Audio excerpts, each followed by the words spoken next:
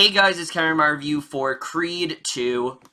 And what Creed 2 is essentially about is we once again center on the character of Adonis, and he at this point has become a very successful boxer and things like that, and, you know, he's settling down with his now fiance, and they're expecting a baby and things like that, but things start to be turned a bit upside down for him when he is challenged by the son of Drago, who, of course, Drago is the person that did kill his father. He is challenged by him to fight, and basically Adonis has to make a very difficult choice on if he actually wants to fight him. Is he possible to beat? And that's really all I'm going to say. So, Creed 2 overall, I was obviously excited for this movie. I really love the first Creed a lot. It was one of my favorites of 2015, and for me, that film is everything that I think a great revival should do. It did a great job of keeping the Rocky character in there, but, you know, realizing that he's not the focus and passing the torch off to another generation, that, of course, being Donnie Creed, and, you know, the way that film ended, it ended in such a way where it didn't necessarily need a sequel, but I still was on board for it. And then the trailers came out, and they didn't really grab me the way that the trailers for the first one did. Admittedly, I didn't think the trailers for the first one were that amazing either, but I just thought that maybe the second one wouldn't be nearly as good as the first, so I didn't have, like, the highest hopes for it. However, I have to say, Creed 2 really surprised me. This is a fantastic sequel that isn't as good as the first one, but it still is a damn good movie, and we're just getting to right now, starting off with the cast. And similar to the first Creed, once again, everyone really is at the top of their game here, and some of them I think even are surpassed their performance in the first one, particularly Michael B. Jordan as Donnie Creed, who, you know, I really loved him in the first movie a lot. I thought he really did anchor that film very well. But, you know, since then, Jordan's gotten a lot more popular as an actor, and he, I think, has really, he's really blossomed as an actor, and you really do see that here. He really has gone into this role of Donnie Creed, and in this film, there's just so much that is being thrown at him. He's got a wife who, well, a fiance that's expecting. He, is also trying to settle down with her, so he's got that going on, but then he also is trying to, you know, figure out if he needs to fight Drago and things like that. But then we also have his relation with Rocky and the way that he just embodies all this, and you see why he really wants to do this, how he wants to do what his father wasn't able to do, and he kind of wants to, you know, do this as a way to fix his family name in that way. I just really loved overall. I love seeing his determination. The arc that he goes through is just really great here, and he just absolutely killed it in this role. I really loved him here once again. And then, of course, Sylvester Stallone, again, is fantastic in this movie. I don't think he is as amazing as he was in the first one, but he still is really great here.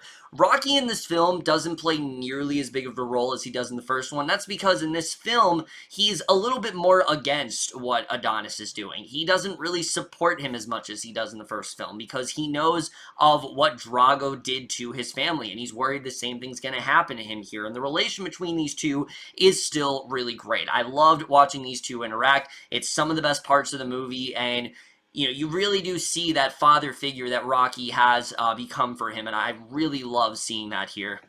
Someone else who really stepped up for me as well is Tessa Thompson as Bianca, who I really did not think much of in the first one. I thought she was simply just the love interest, and that's really it. But similar to Michael B. Jordan, she's really evolved as an actress, so obviously they're going to give her a lot more to do, and she's great here. I really loved her role in this movie, how she now is in a very similar position that, you know, Donnie's mom is in, where she's very worried that, you know, this isn't going to work out for Adonis and that he's not going to succeed. And I thought she did a really great job in this film, just seeing the love and the care she has for him, even if she doesn't necessarily, she supports what he's doing, but even if she isn't necessarily faithful that this is going to work out for him, I just really love seeing a lot. Their relationship is another major component of this film, and I really loved her work here. I thought she, once again, was great. Phylicia Rashad, once again, so great in this movie. I could really just watch a whole movie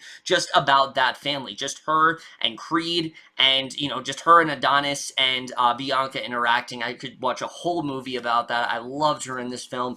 Dolph Lundgren returns, and he's fantastic. Florian Munteanu as his son was also really great here. Russell Hornsby pops up.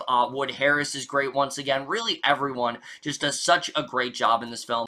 But now I really want to get to the directing and the writing, because directing was the thing I was actually most worried about. The film was originally meant to be directed by Sylvester Stallone, but very quickly they switched directors, and this guy named Stephen Caple Jr. ended up being the director, and I was worried that, considering, you know, how great Ryan Coogler did in the first film when presenting his style, that it would feel lost here, and I'm very happy to report that's not the case. While he doesn't necessarily bring anything that different to this film, I think that's what makes it as good as it is, because he's able to retain the things that Coogler did really well.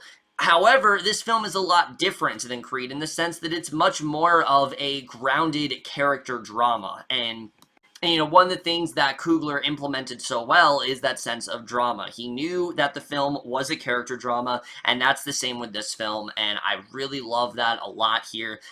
The fight sequences, when they're there, you know, they're very well incorporated, but what I loved about the directing is, like I said, he's able to retain that sense of hope and that sense of family that is a major part of this franchise, and also that sense of you know, just that sense of success and the sense of, you know, winning and things like that. I mean, that's a big part of these films. I think definitely just the satisfaction of, you know, Adonis winning is a big part of these films, and I really love the directing here a lot.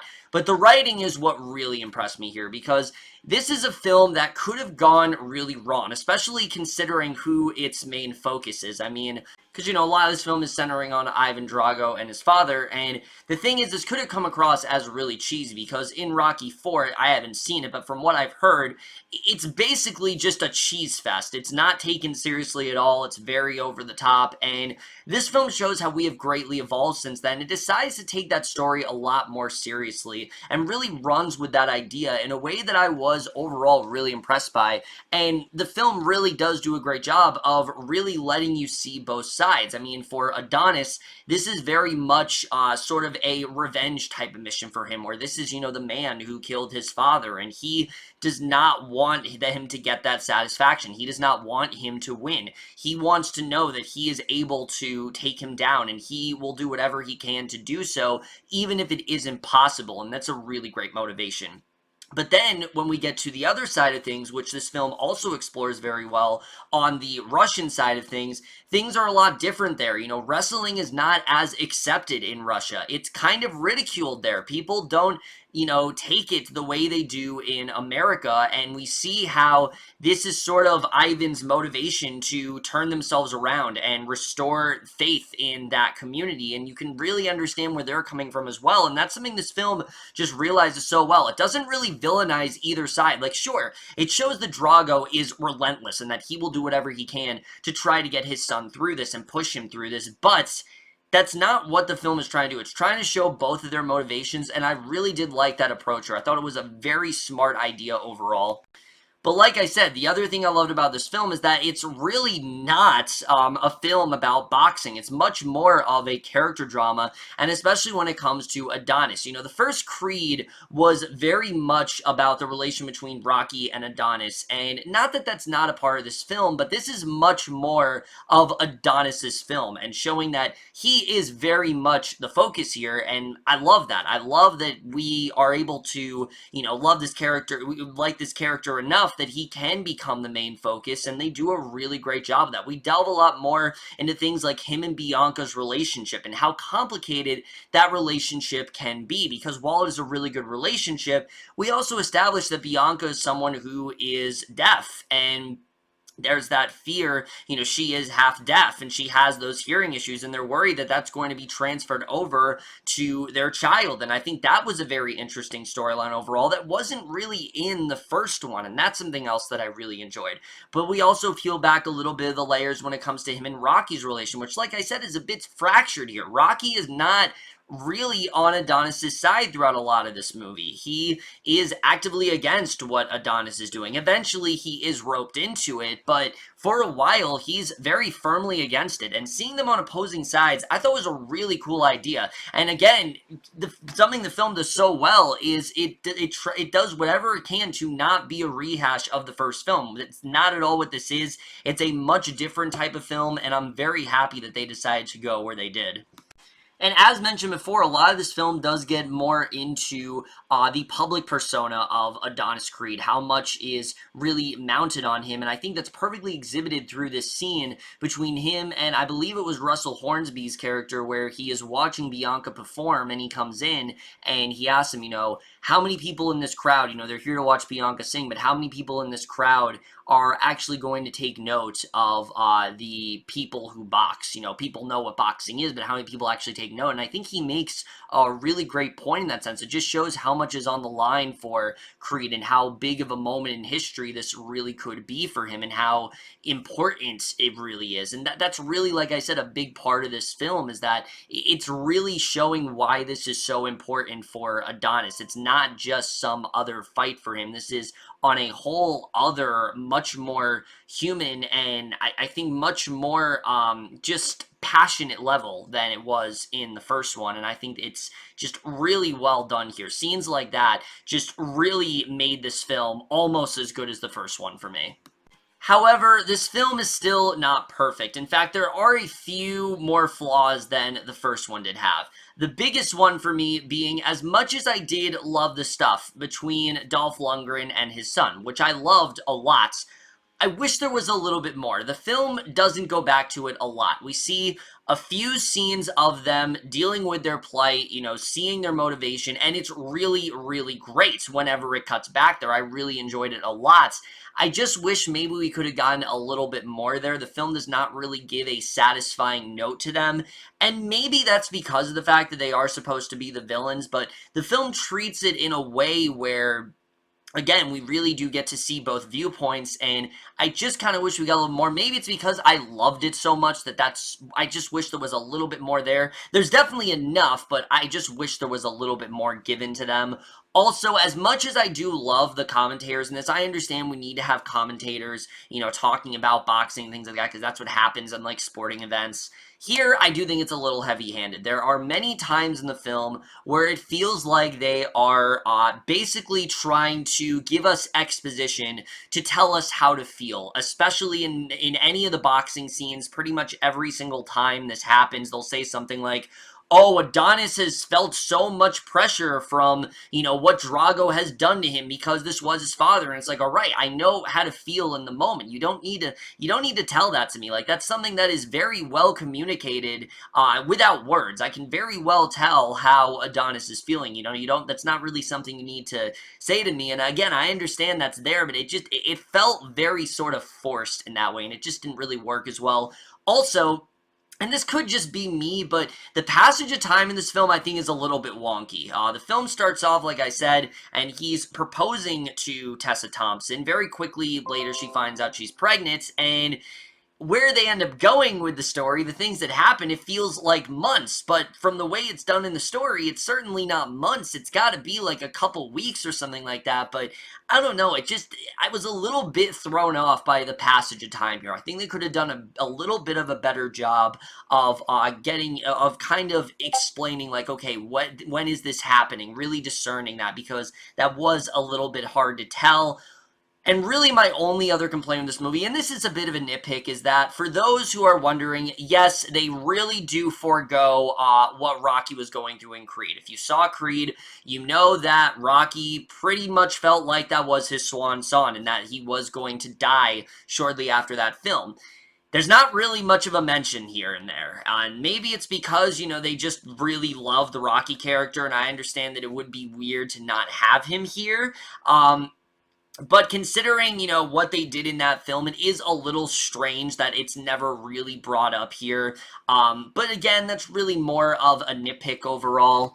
In terms of the fighting sequences, once again, they really do bring it. Every single one of them had me on the edge of my seat. They're very intense, they're very hard-pounding, and especially the second one, when Adonis, basically agrees to, fight, Drago, it's very quick. All this stuff happens within a matter of seconds, and you get to see him not be as on top of things at points in this film, and I really did love that. I like how overpowered the Drago family was, because again, you see just how relentless they are and how eager they are to really win and how important this really is for them, and I think that's very well done through the cinematography. It's really well exhibited here. There are some really great shots aside from the fight sequences, definitely. Nothing particularly incredible, but I did think there were some really great shots there, and I definitely really love the cinematography a lot. The score, once again, is really great. The Rocky score, the theme Gotta Fly, now it's not really used a lot in this movie. It really only comes up like once, but again,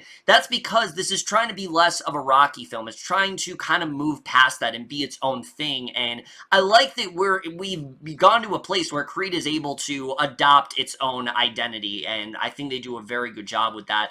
The score that they use is really good. Tessa Thompson, I did not know she could sing as well as she could, but holy shit, the girl can sing. That's all I'm really gonna say, but there are multiple moments in this movie where Bianca actually does get to sing, because she's a singer-songwriter, and I was like, holy shit. I mean, I don't remember if she did in the first one. I probably just didn't really pay attention to it, but the girl can sing, for sure. I was very surprised by that.